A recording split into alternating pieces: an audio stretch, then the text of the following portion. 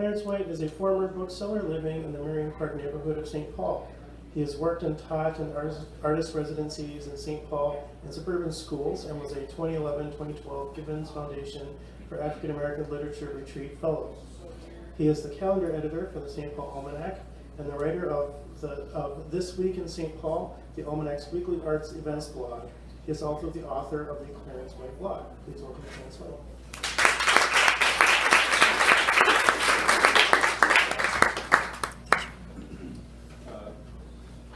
What Patricia was talking about made me think of a whole bunch of things I want to say.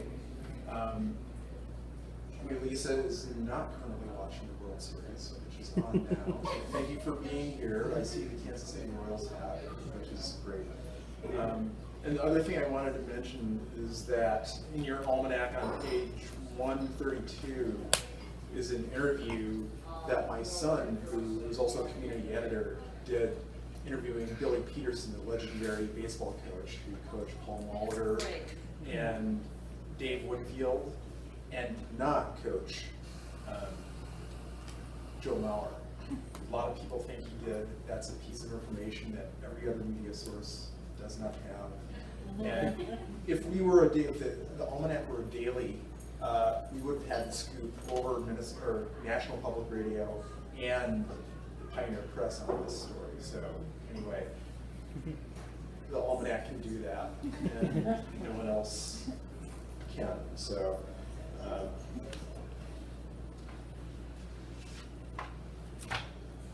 going to read a couple of things, one that's in the Almanac and one that sort of goes with it, so I'll get to that.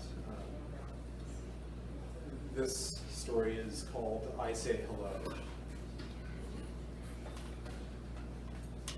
If you smile and say hello to me as you pass me on the sidewalk, I will not take it for granted. Today I live in St. Paul, but I come from a place where I was not always greeted so warmly. I grew up in Stearns County, Minnesota, a place where I frequently heard, "Excuse me." Stearns County, the home of Lake Wobegon, the birthplace of Minnesota Public Radio, a place with a now largely depleted granite deposit that drove the local economy for a century. A population once dominated by stoic German Catholics whose immigrant roots lingered in the tongues of their rural relatives who still, into the second half of the 20th century, had not learned English. In contrast, I failed music appreciation, knew nothing about cutting rock, and descended from Baptists and Methodists in Louisiana's version of the African diaspora. Minnesota, a land of 10,000 lakes, and 1.5 million excuse me's. The phrase "excuse me" in the language of Minnesota Nice has been explained as a loose translation of a harsh explicative or passive-aggressive comment denoting that someone does not belong. But no one wants to say this because it wouldn't be nice. Noted Central Minnesota author John Hassler, one of my college professors, used to say it takes 25 years before a newcomer belongs in a town. After 25 years, I was still waiting. I was waiting for more people to say hello and to engage strangers with an open hand. I endured my torture holding figurative and actual doors for people, waiting for hello or thank you, instead of the usual hurried escape and averted eyes followed with "excuse me." In those days, as a walker, I had a habit I carried with me when I moved to St. Paul, where it didn't take 25 years to find a welcome. Walking in parts of town far away from where I lived, I would often run into someone I knew. More than once, I heard the friend say, "I didn't know you lived over here." "I don't," I would tell them. "I just like to walk." I learned more than the landscapes of the streets of St. Paul's neighborhoods in those walks. I learned that, like myself, others wanted to greet their neighbors and welcome visitors. I learned that I lived in a place where most of the people say hello, and it has little to do with race, ethnicity, wealth, or gender. I find it might have little to do with age. younger folks weren't so eager to greet a stranger. I still live in an area with a lot of college students, many of whom come from our suburbs, still under the impression that being inside the city limits is more dangerous than their sidewalkless environment from where they grew up. Others may be working out the last bits of 20-something adolescents needing to be reminded to say hello, thank you, and please. Still, most St. Paulites do smile and greet others. A marked contrast from today's conceal and carry, stand your ground avant-garde. The city encounters are small victories in a monumental quest against the visions that have defined our society for too long. Small victories, but I will take them, and not for granted.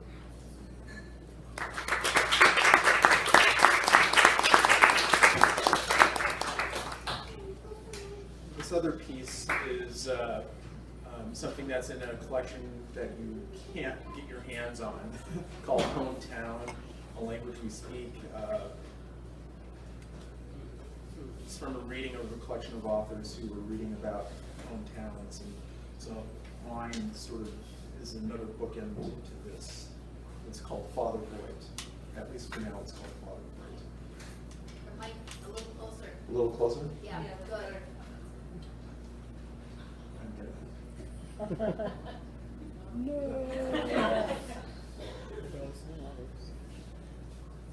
How's that? Okay. All right. Don't be lazy like the Negroes, he said. Did he really say that? I thought to myself.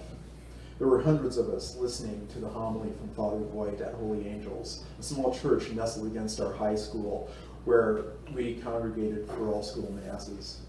I was not naive, and it is not as if the words and the attitude he spoke were not carried in the hearts and minds of many amongst whom I walked on a daily basis.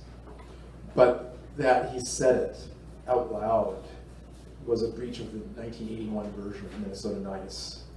Father White was old enough to have retired from the priesthood. I would like to have said that he was one of those from another generation the world was passing by, but the cold, xenophobic stares and glares that accompanied barely hid the tongue biting that the priest didn't know how to engage. I heard the words, and they seemed to vanish in the air, swirling the rafters of the sunlit church in the spring of my senior year. They wafted and joined the familiar atmosphere, a kind of non-point pollution that some days felt heavier with each breath I took. Delegated to the regions of cultural asthma, I came to accept this attitude as normal. The layers of insanity on top of the volume. We didn't often have all school masses, maybe a few times a year, unlike earlier days at St. Cloud Cathedral High School, when students had to do something Catholic every day, maybe even daily mass. From that moment, I decided that Father Voigt remembered those days, maybe longed for them. Days that ordered his world with more than a pre-John XXIII liturgy, social order, and comfortable supremacist hierarchies that were not long past, if they had passed at all.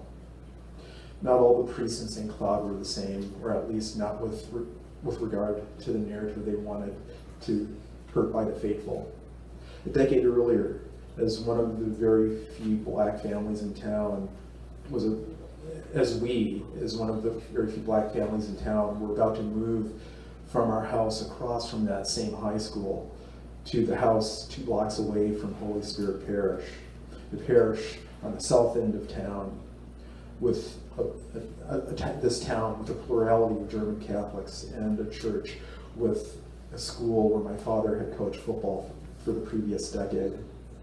We were not total strangers, but Father Kohlhammer, the pastor of Holy Spirit, had the sense to make an announcement to the congregation a couple of weeks before we moved. He said that we were moving down the street and there was to be no trouble when we moved in. What does that mean, no trouble? Those were the days when people listened to their priest out of respect fear of hell or fear of grandma with a strap if they didn't. So there was no trouble to speak of. But Father Callhammer and a host of other nice people didn't know that there were too many troubles that lurked beyond the reach of Sunday morning sermon, and more that were too easily obscured by niceness. That was no match for the deep and complex realities, being one of two black families in an otherwise nearly all-white town. And Father Voigt was in a different church, a different sermon, and a different patriarchy that Sunday. Not ironically, on this spring afternoon, in that high school mass, what was said did not seem out of place, and I, in accordance with my routine, moved this slight to the recess of my mind. But that there was nothing slight about Father Voigt's statement. There never was, but I learned to behave as if it was normal, and I just distracted myself. The spring air teased outside the large church windows, a few of which let the light through, and it called us, many of us, to a baseball practice that we would show up later after Father White handed out the last communion wafer. Distracted by one or another cute girl who I would never kiss, and the shallow hope of a summer before college that would drag me kicking and screaming in a much quieter fashion than that which met my first day of kindergarten. I was literally dragged into kindergarten kicking and screaming. Maybe this moment in Holy Angels was the test that I was ready for college, that I learned to behave, to not notice, see so many things as normal. I recall a very difficult theology class where we had been assigned a very long, dense work to read for the coming session. I barely got through it, as did the small handful of classmates, some of them graduate students, who thought the class's load was even a bit much for graduate school. We spent an hour discussing the work, when at the end the professor asked if there was anything else about it that caught anyone's attention. There was a silence. I'm not sure that the silence was anything more than classmates not wanting to appear less than smart of a very demanding professor. Or had it revealed that many of us had not finished the text. Or maybe it was the case of hurting brains after such an intense discussion. Or maybe people just did not want to have the discussion the professor had in mind. Well, this rabbi theologian said after a long silence, this piece is incredibly racist. And it was, even as we looked at it from a perspective that was many centuries removed from the times in which it was penned. No one else said anything about it. I did not either. I can't speak for my classmates, provide the motive for their silence. I, on the other hand, understood my silence all too well. I no more thought of saying something about the racist perspective of the author as I did to point out that the professor had something on his nose, his glasses. The words did not seem all that extraordinary, nor did the silence of my classmates, even after our professor opened the door to the conversation. It was a familiar silence. I did not expect anything in the classroom moment, nor in the middle of an all-school mass. Filling silences with daydreams. Daydreams can be rudely interrupted, usually by something more important or productive. The dream of the moment in that mass was derailed by the tap on my shoulder from our hockey coach. I turned around to hear him make a very sincere apology for Father Voigt's remarks. To be honest, I was more shocked by Coach Michaud's comment than I was Father Voigt's. Our coach had done something unexpected. He broke the silence. My barely 18-year-old self didn't know what to say. I don't remember the exact words I said to him, but I know that they were true and honest, telling him that it wasn't his apology to make. He was doing his best to be kind and maybe save a bit of honor for the school. Sadly, he could not know how far short this grand gesture fell against a massive silence and all the sea of